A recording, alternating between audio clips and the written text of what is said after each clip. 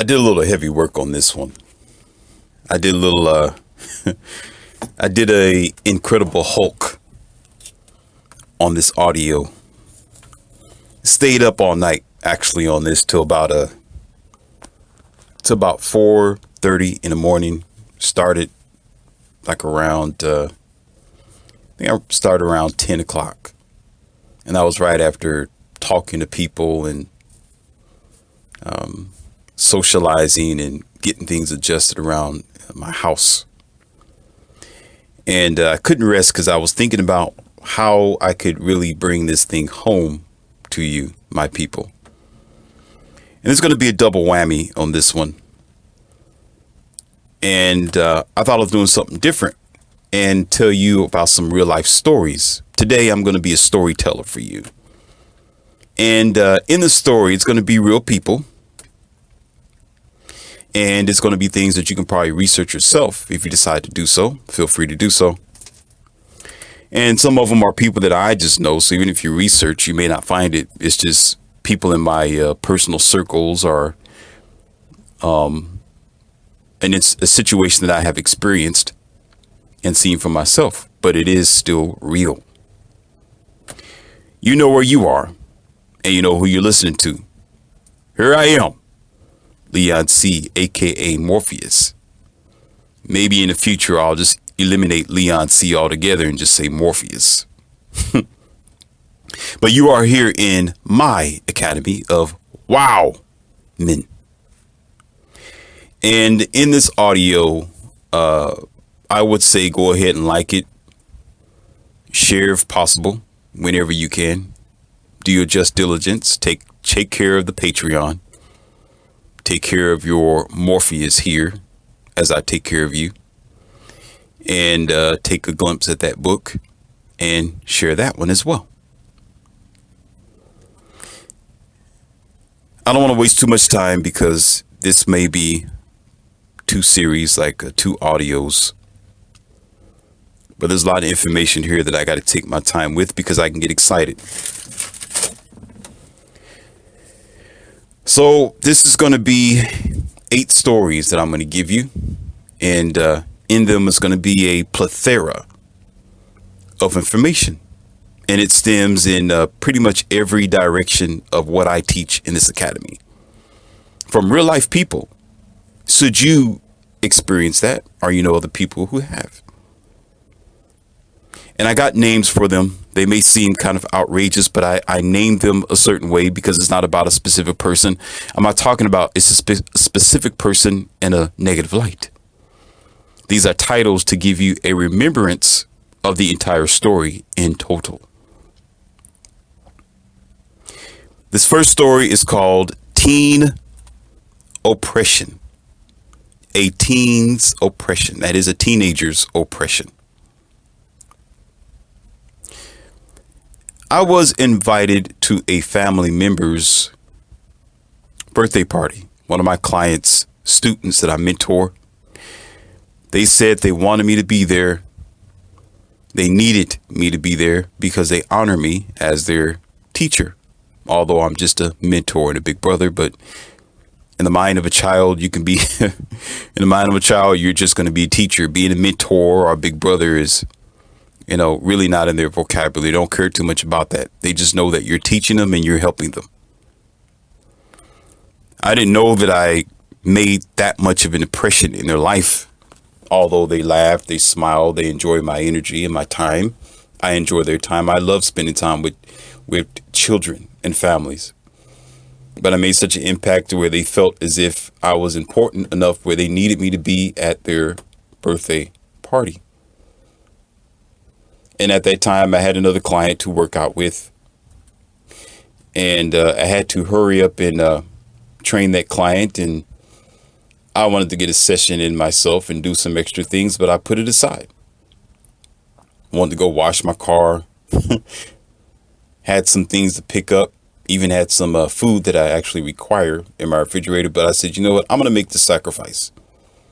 They want me to be there. I am going to be there. I will put myself aside for the honor of my students because I care that much to put myself aside for them.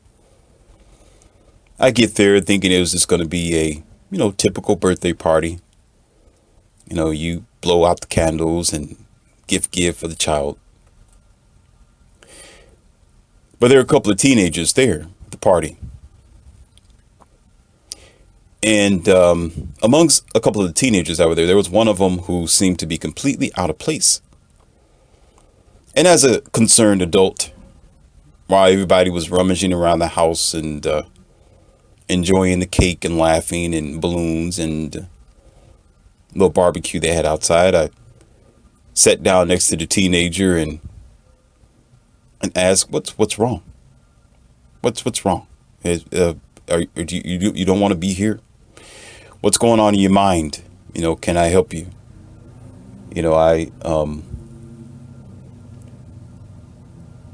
I'm concerned about what you are, how you feel. In order for, and as a, I'm not a counselor, but I could be, but I would say one of the most important keys when you're trying to speak with somebody is let them know that you really care, and you really do have to care. And honestly, I do care. When you approach anybody and you're just like haphazard and you think you are a teacher or you think you're going to change somebody's life, but you're just doing it because for a paycheck, people know that you're doing it for a paycheck. Children know you're doing it for a paycheck. Teenagers know that you're just doing it for a job and they don't care about what you have to say. Because they know that you, Mrs. Slobenberg or Mr. Habengabber, they know that you're just there just to do the typical indoctrinated system. But when you go above and beyond and you let that child know that you truly are concerned about them, they are willing to listen to you and they'll open up and you're able to help them. So the teenager didn't want to speak at first, given, I guess, in their mind, I was just pretty much a stranger. That's fine. I can deal with it. I'm used to it. I talk to clients, people, children all the time. It's a regular thing. But before the teenager began to speak, I began to say a little bit about myself and my past as a teenager and began to tell him how bored I was and some of the extracurricular activities I used to do and how I started my martial arts at a very young age as a child, flipping around and watching Arnold Schwarzenegger as an inspiration. And immediately in the middle of the conversation that we were having, a teenager began to smile and chuckle. And he said, "You know what?" And I stopped mid-stride in my conversation. I said, "Okay." And I'm thinking, okay, what is he going to say? What is it? What kind of buttons did I push? What did I say to open up this boy's world? He said, "You know what? I hate my life." Here we go. I hate my life. And silence. I said, "Okay, why?" He said, "Well, because I'm always responsible for everything. I always got to watch my younger kids when mommy and daddy is not home. They always force me to do things I don't want to do. They make me feel like I don't want to be here no more. I can't go out to spend time with my friends. I can't play my video games that I have. Just brought a new game. I can't even sit there and play it without them all in my face. I hate that I got to do what they're supposed to be doing. Why do I got to watch my younger brothers and sisters? No, why am I doing this? I hate my life. I can't even do what I want to do. I can't even go out anywhere without them all over my shoulders. I just can't wait to leave the house and get my own job, get my own place. I can't wait to leave them. I hate them." Now, I know this all too well as being around the world. What this teenager was saying, all right, is especially in the westernized civilization, especially in America, okay, means when he was talking, it's like putting a code word in a computer where the words are keys to exactly what the problem is. Like you have a problem in your car, you hook up your OBD outlet and it will give you certain code. When he was speaking, the codes came off of my mind. I said, "Oh, okay, I get it. I get it," because it happens all the time. And actually it happens more frequent than what you think it may happen. As a matter of fact, the American idea, some of these people as a family think that it's natural of what they're doing. And yes, I'm going to raise my child this way. This is what I'm going to prepare them to be an adult in the future. I'm going to give them responsibility because they're going to be responsible anyway. I'm going to tell them they're going to have to do this because they're going to have to do it anyway. I'm going to show them what they're supposed to do before they reach the age 18 because I want them to know everything. Okay. I get it all. I received it all. I know about all that.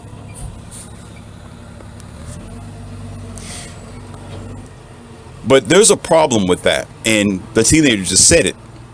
They just said it. You say, why? See, a lot of you think that it's just the mind of a teenager. All teenagers just want to, they think they're grown when they reach the age 15, 16. You can't tell them nothing, right? You know, the typical American twisted, backwalking, retard thinking, right? We are always, confused because we think that we can categorize teenagers and children and say that they're all the same. They're going to act the same. They're acting out the same because they're just a teenager. So we make excuses for not delving into the research of what we're actually doing to our children. Now, there is a time where I did say that you must do what you can to give knowledge to your child and to, yes, prepare them before they get older. Give them an amount of responsibilities that they're going to do anyway. But I did not say that a parent or an adult should deviate and delegate their task, their responsibilities to the older child just because it's an older child. What this boy is going through or was going through is a typical case where you have a mom or a dad who will do unnecessary delegation of what they should be doing at home, the tasks they should be doing, taking care of their kids, being responsible for their own bills, taking care of whatever needs to be done in the house to that older child. So what you don't know what you're doing in a lot of, especially single mother homes, single broken homes, it's very notorious for this. Very notorious. What you don't know is typically and realistically and technically, you are creating the oldest child to be the slave. You're creating the oldest child to be the pack mule of your responsibilities. You are making that child the stepfather or the stepmom at a very young age 15, 14, 16. They are the stepmom or the stepdad of their own brother or sister and definitely other responsibilities of the house. And because of this, your excuse is, well, because they are the oldest and they're going to need to do it anyway one day. They're going to need to do it anyway one day. So that allows you to be lazy. That allows you to delegate your tasks to them. That allows you to skip your responsibility of raising your 3, 4, 5, 6, whatever year old child. OK, and doing what you can do to watch them, babysit them, nurture them. That gives you the ability to be lazy and smash your task onto the oldest just because they're able to speak a little better now because they're 15, 16. Because they know how to tie their shoes now. They know how to make themselves their own peanut butter and jelly sandwich now. Because they know how to lock the door now. Because they know how to go outside and lock your car with your automatic remote start button that you have. Or because they know how to even walk to the mailbox if they want to down the street and get the mail for you and come back without any incident. And so you feel like this is a prime opportunity for you to delegate your adult responsibilities on this teenager just because. And the problem is you don't understand that you're programming that child to leave their childhood behind and be an adult like you. It's not to come down on the parents because we're not all perfect. And yes, we have our issues. Sometimes we make bad mistakes and there isn't a manual of how you are supposed to raise your kids or should you have a child. But this information is actually, you could consider it to be a manual of what happens in a bad situation or the worst case scenario, because the story goes on. Okay, the story goes on. And I will say this. If you feel like you got to delegate all your adult tasks on your teenage son or daughter, okay, then you shouldn't even have a child to begin with. You should not even consider having children if you feel as if the task is too much for you. If the task is too much for you and you need your daughter or your oldest son to be at home watching the kids doing what you are supposed to do as a parent, that's not what they are for. That's not what they are for. And what happens is you end up ruining their childhood. Cause let's go further with this. Let's go further. So I ended up talking to him for a little bit longer and telling him, well, it's not good to hate your parents. Maybe they're just struggling at the time. And again, there are tasks that the parents aren't able to do because they can't be at home 24 hours, 7 days a week. And there's some things they need you to do. And yes, there are some responsibilities that you're going to have to get used to doing, because yes, you're going to do that when you get older. But for the time being, you have to bear with your parents and try your best not to grow up too fast. So I did a follow-up recently. And yes, the worst case scenario occurred as soon as he turned 18. He struggled to find his own place. And as a matter of fact, he moved in with an older girl of the age 23, 24. Okay. And he did. They were pregnant. I'll put it like that to be nice. All right. So he had a baby by this girl who he really didn't have any financial stability, no type of ground or build up that he needed to, or experience with the world. And he didn't have any red pill knowledge. He don't know anything about, not as much about me as he needed to, because I just met him that day. So he didn't have knowledge of Morpheus, nor did he know anything about what any type of red pill provider has to offer. So therefore, what happened? What happened? What did the parents aspire to? What did they initiate for this boy? What was to just run away from them, get away as fast as possible from them being a hard taskmaster. Yes, when we were younger, or we had to endure situations like that with our own parents, and we felt like they were hard taskmasters. But yes, it's not as hard as being out on your own and paying your own bills and struggling and learning how to take care of yourself. I understand that. You'll say, what's the worst? My training my child or raising my child up or letting the world do it. I understand that. But we have to know that there is a fine line of how much task and suffering, I'll put it like that, how much of your adult responsibility you're going to delegate to your teenage daughter or your son. What you end up doing is causing that child to prematurely grow, not grow maturely, prematurely grow in their body, not their mind. And when they become of legal age, okay, to be an adult, but they're not physically or mentally an adult, what they would do is, because of your preparation, you're too soon, because you gave that child fertilizer to grow too fast, because you put steroids in this child's life with your so-called mandations, your heavy rules, your heavy regulated lifestyle, and your heavy-handed delegation of your adult tasks to them. They grow up too fast, and they think that they are already adult at the age of, here we go again, between the age 16 and 18. So all they are concerned about is getting away from you. And you rob them of their childhood, you rob them from their freedom, and you rob them from having an opportunity to enjoy their youth. So what ends up happening is they end up finding their youth later on in their life. They end up wanting to feel like they're a child again, almost like the Michael Jackson situation, almost like that. Okay. Where I guess in the story of Michael's life, he was forced to focus on his career, his music industry, his singing, and the father continuously to push him and to push him and to push him, where Michael did not have a chance to enjoy his childhood. So therefore, of course, when he got older, he wanted a Never Never Land. Of course, he wanted to, wanted to build up a life where he was just still a grown kid, or felt like he was a child inside, because realistically, he was still a child. What happens is your body, your mind, and your psychology will find a way to initiate getting back your youth, initiate wanting to live your life like you should have when you was younger.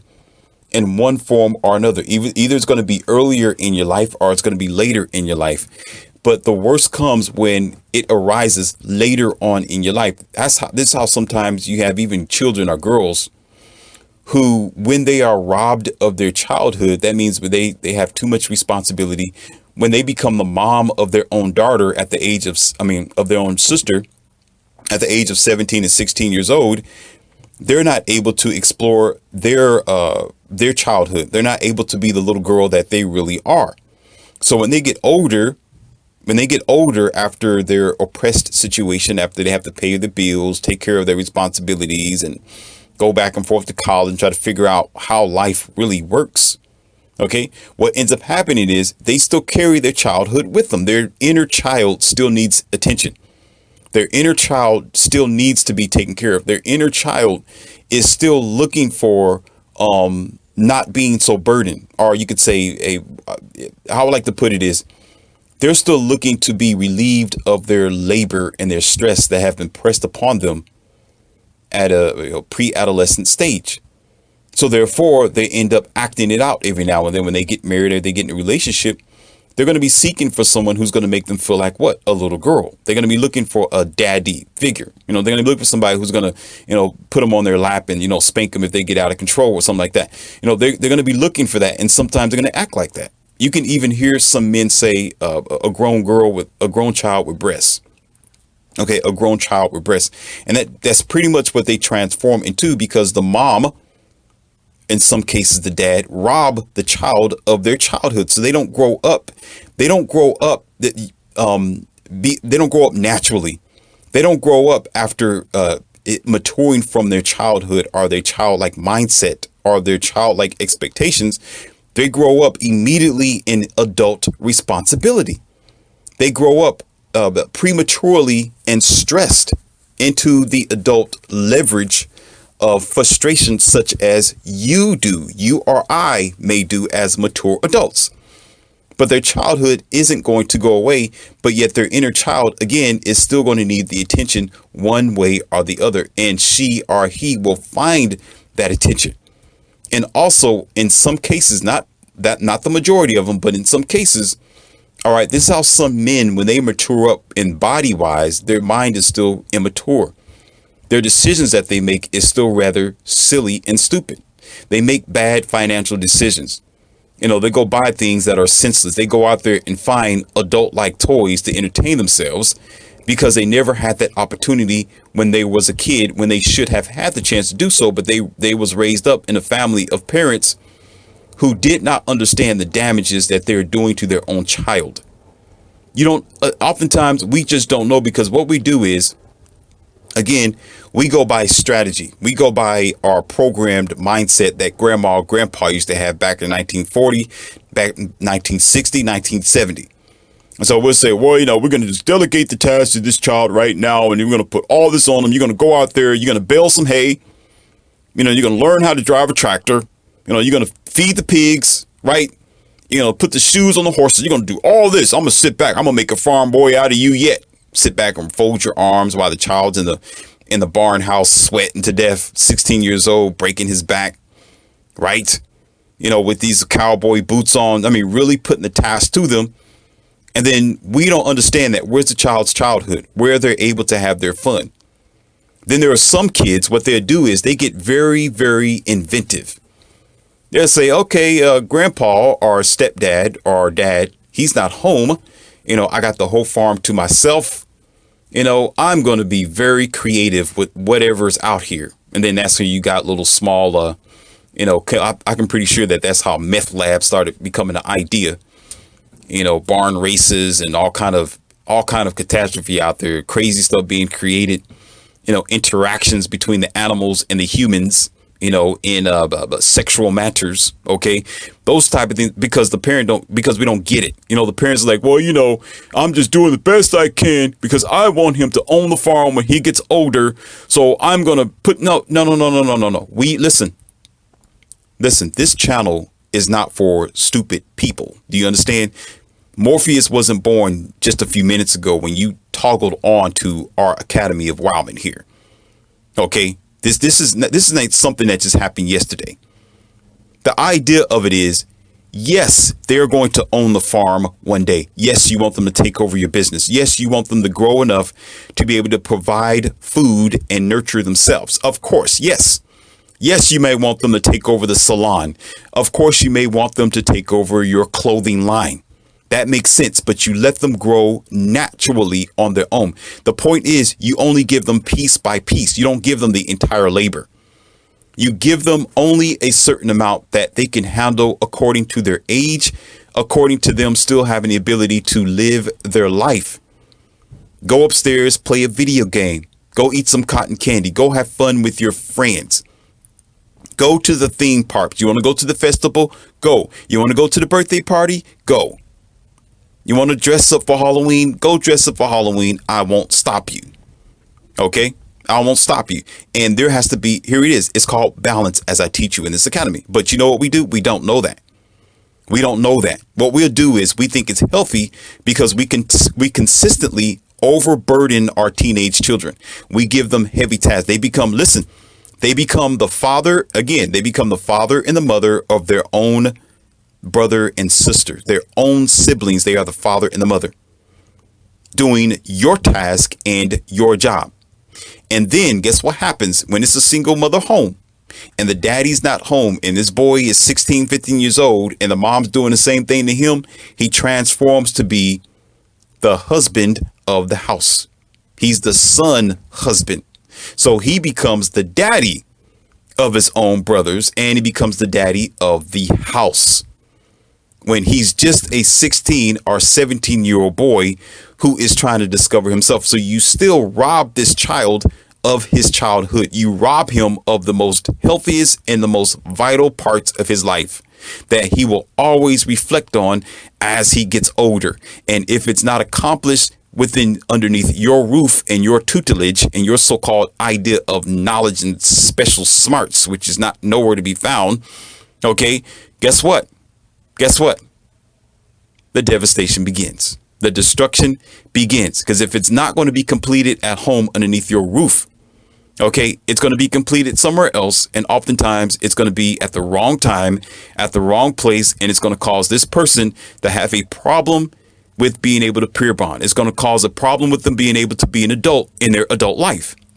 It's going to cause them to have a problem with making positive adult decision making because you thought it was smart to put your adult task on him. You know, you're 30, 40, 32, 36, 28 years old. You have no business delegating your responsibilities to a 17, 16-year-old child. You are out of your mind. And these kids hate themselves and they hate you because of it. They don't live a comfortable, and you think they are. The only listen, where they will find their glory, where they will find their space, guess what? Not only away from you in sneaky behavior. They'll find it in their dumb phone. They'll find it after they lock the door out, they lock you out of the door. They'll find it in the small arguments that you will have with your own 16, 17-year-old child. They will argue with you. As a matter of fact, they'll treat you as you're the child, and you'll be looking up to this 16, 17-year-old child as your daddy and mommy. As flabbergasted as some of you adults or people think that you are right now, oh, that's not true, Morphy. No, it happens. No, I see it. I'm sitting down with my legs crossed at the birthday party, right? And here it is, this 15-year-old girl talking to her mom, telling her mom what she will and will not do. And the mom's like, oh, I'm getting ready to go here. No, you're not. You're not going to go here, Mom. No, you're not. Not today. I'm like, wait a minute. Who's the mom here? Then the mom turned around. Well, you're not going to do this because you know how I feel about that. You know, if the daughter's like, I don't care. Oh, that's how you feel? Okay, this is how you feel. I don't care. I'm going to do it anyway. Okay, as soon as you go to sleep and the keys are right there on the table, I'm going to take it and I'll be out of here. Okay, and I'll be back and then I'll lie to you. I'll crawl out the window if I have to. I don't care. He's on my smartphone anyway. I don't care what you say. Because the mom has lost all control. Because what did you do? What did you do? You gave power to your 16, 15, 17, 18-year-old child. And guess what they're going to do? They're going to use it. And you know what their excuse is? I'm grown. Where did they get that from? From you. Survey says, duh. They get it from you. So therefore, they're not going to renege on it. They're not going to change their mind because you've already created the Frankenstein. This is why it's vital. And this is why I took it to heart when this guy said, this boy, he said, I don't want to be here anymore. I hate my parents. I hate my life. Because they don't really mean to say that. They saying that because they have no power to control their situation or their reality, but you do. But because you think you're so smart because you got 2 jobs, you're working 12 hours a day or whatever that you think you're doing. Okay, you think that your escape plan is to use your adult, not your adult, but not adult, your growing 16, 17-year-old child as your backup plan to be the babysitter at home, to be the mommy when mommy is gone. But guess what? You are creating a future explosion that's going to blow up in your face, and it's going to make their life an explosion of mistakes thanks to you. So y'all need to watch out for this. This is a real life story. Y'all need to quit it and rethink how you are programming your children to be adults. As I always say, you let the flower grow naturally on its own and it's going to last a little bit longer. Once you start adding fertilizer and your poisons and your injections, your failures, and delegating the tasks that you were supposed to be doing, you might as well forget about it. You just ruined that child's life. And this is how their life become limited thanks to your interpretation of love. Do you got that? Next story.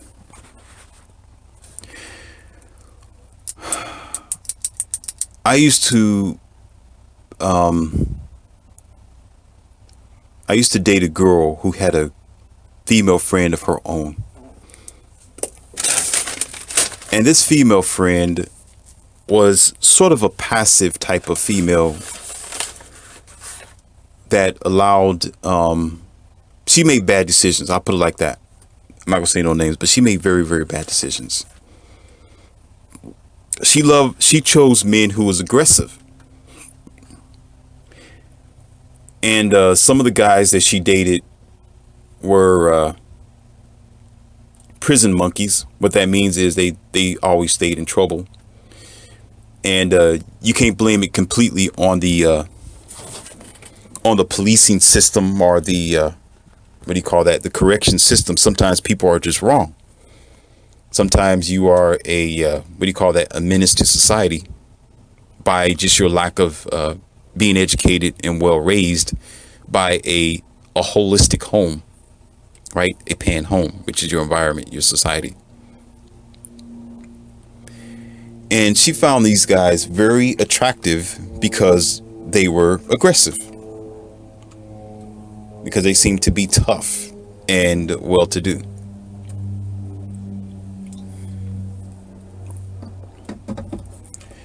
So the story goes on where I hear from the girl I was talking to at the time that her girlfriend was being abused by her boyfriend. And we and her, the girl I was with, would give her advice every so often and say, hey, don't go back to him. Be careful. Guard yourself, make better decisions, choose another guy who's not going to put his hands on you. He's not going to lift his hands up and strike you.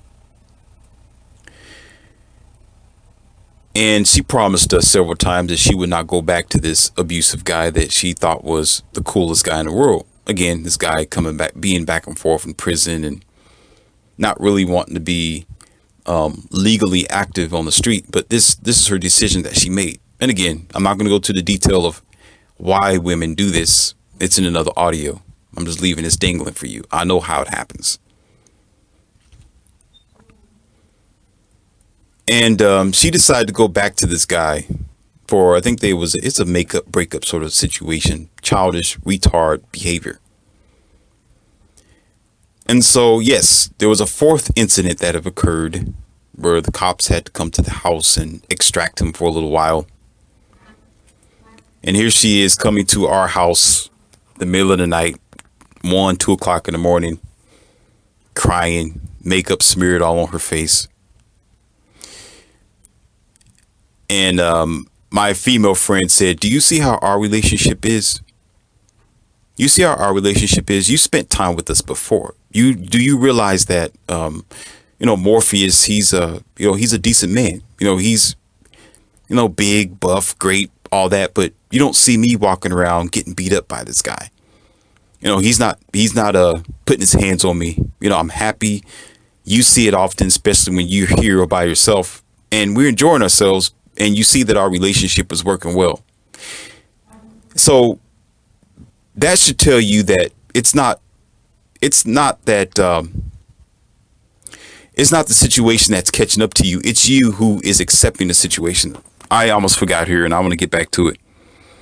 This story is called domestic acceptance.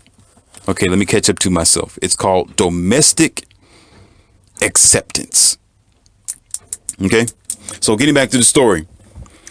And so we said, well, the problem is you're choosing the wrong type of guy. This is what my girlfriend said at the time. It's the part that you're choosing the wrong type of guy. And this guy, he's dangerous for you. He's not the type of guy you want in your world because you're going to have to endure that again. And you're going to end up in some more domestic violence. So the girl didn't, she didn't listen to us. Absolutely not. And when we drove past one day to check up on her, make sure everything was okay, because we knew where she lived at, walked up there to the yard, knocked on the door. Oh, is so-and-so there? Okay. And to our dismay,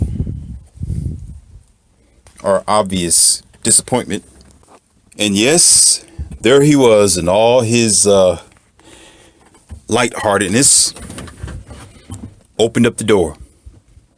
And we are respectable. We are respectable for, well, at least I am, because the girl's not with me now, but she was at the time, of people's privacy. And we don't confront people like that. There's a time and a place for everything.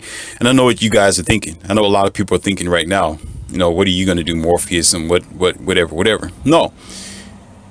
I use logic. And I put emotions aside. So I'm like, wait a minute, hold on.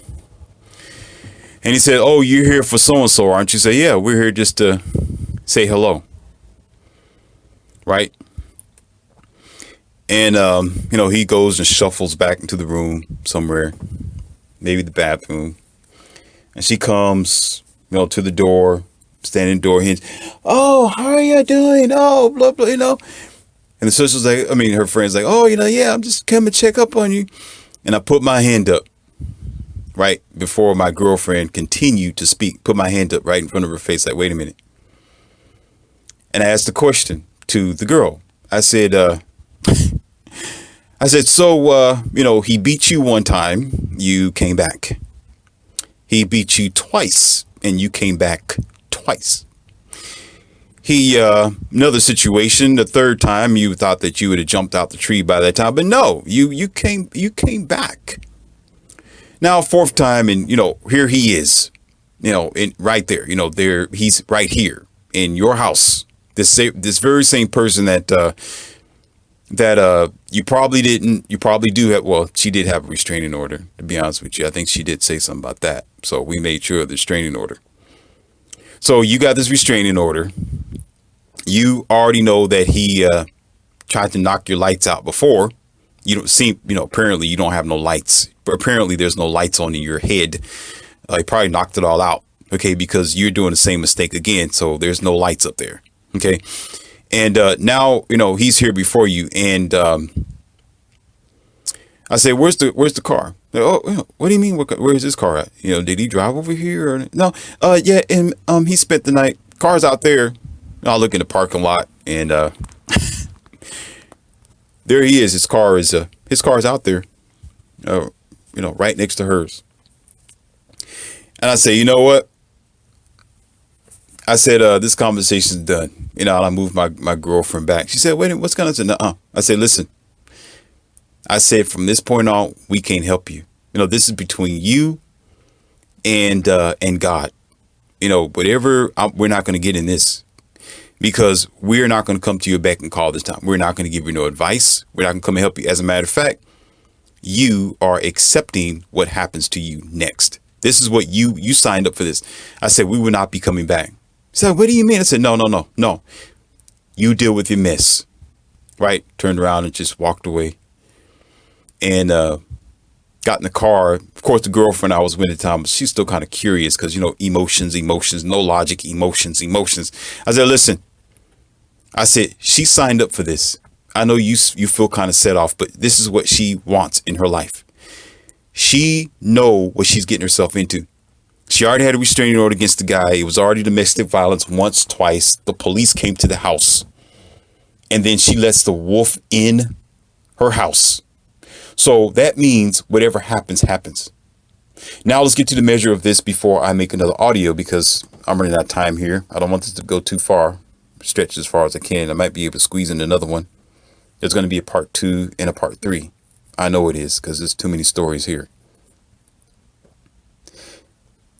To bring it to the message here in the Academy of Wildman, there should be a rule or a law. There should be a law somewhere.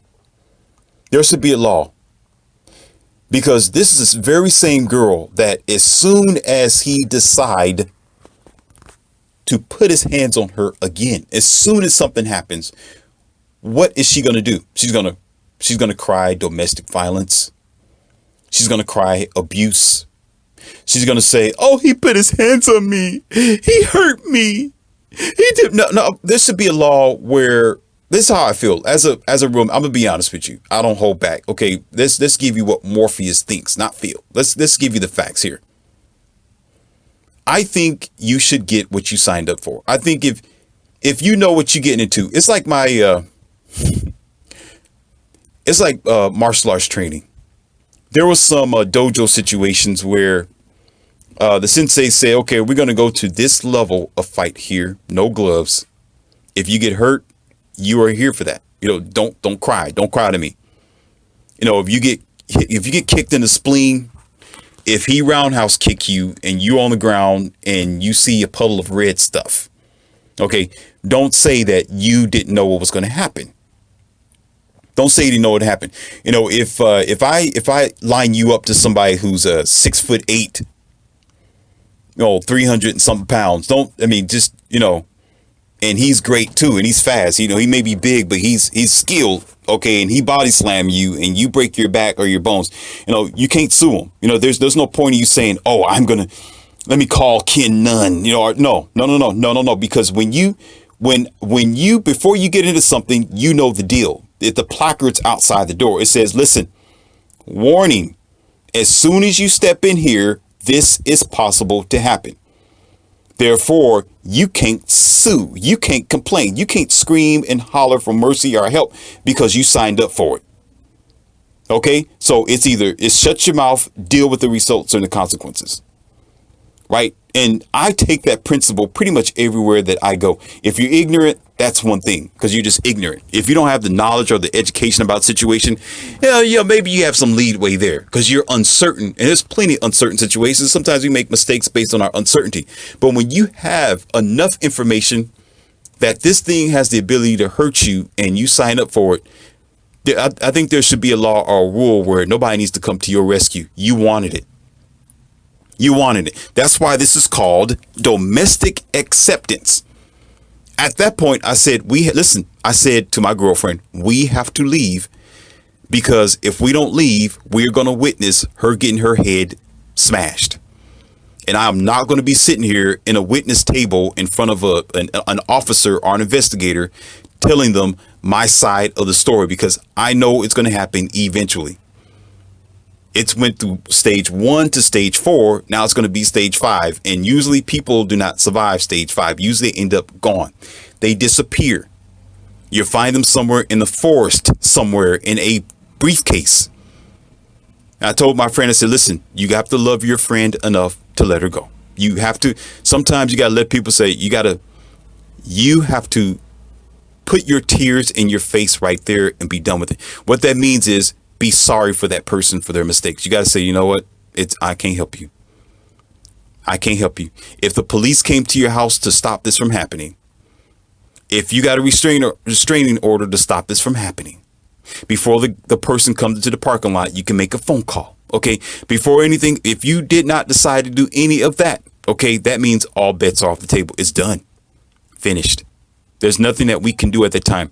But you will be surprised. You'll be surprised that this happened even on a base level where one person will cheat on you. And you're like, oh, it's okay. It's fine. I'll accept them again. One person would have an argument with you several times that's based on something that's very stupid and small. And you're like, oh, it's just a minor argument. We'll iron it out later on in our relationship. We'll get better later on in the future. I hope that they're going to change their ways. I hope that they're going to change their idea. I hope they're going to think differently than right now. And guess what happens? Guess what happens? The destruction occurs. The destruction occurs. I got a rule in my relationships. I got principle. This is why I teach you to have principles, have standards, have boundaries, where if they cross that boundary, it's done. You're finished. Pack your bags and get out of my face. After the first argument or the second argument, because sometimes the first argument is her trying to understand my principles. That's her trying to understand what Morpheus is all about. So I'm not going to be hard-headed and very aggressive. I'm going to be like, okay, well, you just don't understand. Baby, I just don't tolerate that. This is just what I just don't do here. I don't talk like that. I don't act like that. You shouldn't do that if you want to, stay in my world. You shouldn't do that if you want me to love you. You shouldn't do that if you want me to be the man in your life. Okay? Simple as that. And therefore, she automatically got the message. She got the memo. All right. I should be writing this down. Morpheus do not like this. Okay. It's in my notes. It's in my dumb phone. I put it in my, my notepad. I put it on my BlackBerry. Okay. I understand. Okay. Morpheus don't like this. He don't like this. He don't like that. Okay. I get it. I get that. I understand. Right. So should she decide to do it again?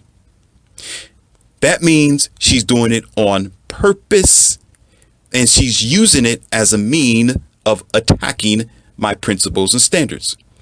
So therefore, that is the time for me to say, get out. Wait a minute. Let me say it so y'all can understand. Get out. Very, very simple. With my hands in my pocket and my eyes looking at you in your face without moving an inch. Okay? Only the blue pill, ridiculous, uneducated, soft-handed, passive, moist type of dudes who is only scared that he will never find him another woman again, who was raised up in a broken family, who've never known how to be confident in himself and have no means to be the leader of his own life, will stand there and say, okay, I'll let it go for now. Okay, you just misunderstood me. Yeah, that's him talking, not her. That's him talking. You just misunderstood me. So, okay, I'll let it slide. You can do it, baby. Okay, it's fine. It's okay. I'll let it go. And guess what happens? You'll find out 10 years later, the child's not yours. 10 years later, she's been doing that all night long, all the time. 10 years later, she never really loved you. 10 years later, you in alimony court. 10 years later, you're not with her. Why? Because you didn't have a backbone. Because you have the first message, you overlooked it. Second hurdle, you overlooked it. By then, she's like, well, okay, he has no foundation and I can take advantage of him. So in that situation with the story of domestic acceptance, by that time, it's like, hey, don't cry wolf now. Forget it. There should be a law where she'll be the very person, again, there should be a law because she'll be the very person who she want to scream to the police. She want to scream to everybody to come to her rescue and the law and the government. Oh, you didn't help me. He was beating me up. There should be a law to where they'll say, you know what? No, you went there. No, we sent the officers out there. We removed him from your house in handcuffs, madam. We gave you a chance to put down that you need a restraining order against that violent man, and you still let him in your life. Don't call me now. Nope, they should hang the phone up. Nah, goodbye. Goodbye. No, the officer's going to be there in 2 hours after he get done mopping you around the house because you wanted it, because you signed up for it. No, you got free will. It's your constitutional right. What was that? To pursue happiness and freedom and all that type of stuff. You use your constitutional ignorance to accept evil and danger in your world. So don't come crawling to us now. Don't come crying to us now because you signed up for violence. And now you want to get mad at the police because they're 2 hours late. No. They was there before. They was on time. They gave you all the power and the measurements to separate you from your destruction, but you accepted it anyway. So by that time, the only person you can hate is yourself when everything's said and done, with the black eye, if you're able to touch your black eye, if you still got your arms attached to your shoulders. And then you find this all the time. You'll find too many women making bad decisions like this dumb girl who will sit here and choose the wrong type of men. They know this man's no good for them. They know this man got a bad record. They know this man is heavy-handed with them, don't love them. He's out there dating other women. That's another big thing too. She know he's out there dating other women with unsafe donkey dunking with no helmet on. And she's like, I love him so much though. I know he's out there donkey dunking with 2 or 3 other girls, but I love him so much. Because the competition in her mind, it's competition, right? Because I got the magic donkey dunk whistle in between my legs. So I know that mine's going to be so much better. He's going to come back to me. In her mind, right? And he will go out there and she's like, I'm okay with that. And she will let him come back into her house 10 o'clock to 2 o'clock in the morning, lay down with her and share that nasty monkey juice from other donkey dunk retard professionals. And guess what? Now they're both itching. Now they both got a condition that they would never get rid of. Now they're both leaking from the underpants with all sorts of unknown bacteria and try to be nice here, mutated cells from other people that wanted to be unsafe because all they wanted was the moment and had no future vision. So whose fault is that? That means she wanted. That means she's like, okay, come give it to me. I want it too. Oh, you gave it to her because you got it from her, who she got it from some other guy, and that other guy gave it to her. You know what? I want that too. Let me have a taste of that nasty soup because I love him. So that means don't sit up here and go back to the church and pray. You don't. No.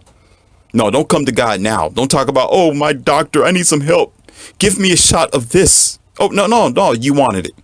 You signed up for it because you used emotion. You did not use logic.